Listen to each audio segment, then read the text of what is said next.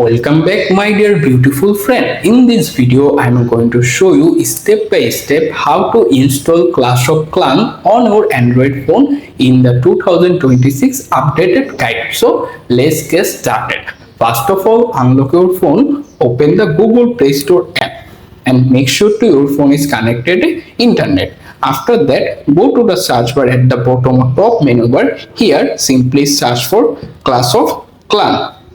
Once you search it, you can find the exact app or game. Tap on their name to open the page. After this page is open, make sure to this app is real. This means you cannot be selected any duplicate or other third-party app.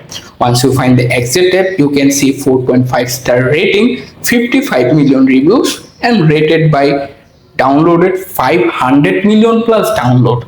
And you can see the review. Once everything is okay, if you find this app is real, simply tap on the install button and wait to complete the process. This game is 500 megabyte, so you can wait to complete the installation process and you have successfully installed the game. Thanks for watching. Please subscribe to my channel. Also share it with your friend. Goodbye.